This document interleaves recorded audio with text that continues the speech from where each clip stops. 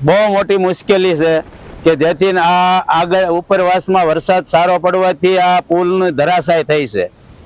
આગળ 500 વીઘા જમીન છે, પ્લસ અમારા ગામનું સ્મશાન છે આ, અને અહીંયા કાંઈ પણ ઘટના ઘટી ન કરે નારાયણ કાંઈ મૃત્યુ થયું તો અમારે સ્મશાને મૃતદેહને લાવવો પણ મુશ્કેલ છે।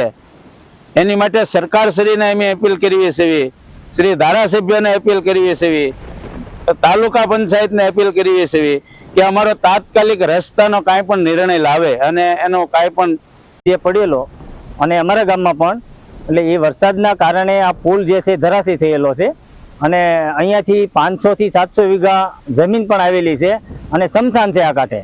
કાંઈ પણ ઘટના ઘટી હોય તો અહીંયાથી જે પસાર કરવું ને એ ચામલો કરવો પડે એવું છે। એટલે સરકારશ્રીને નમ્ર વિનંતી છે કે આ અમને યોજનામાં કોઈ પણ યોજનામાંથી તાત્કાલિક અમને કામ આપે। અને રજૂઆત કરેલી છે, મહેશભાઈ કસવાલાને કરેલી છે ધારાસભ્યને, અને ટીડીઓ સાહેબ વિકાસ અધિકારી તાલુકા વિકાસ અધિકારીને કરેલી છે। અને આ કામ અમને તાત્કાલિક આપે તો હાલવા માટે ખેડૂતનો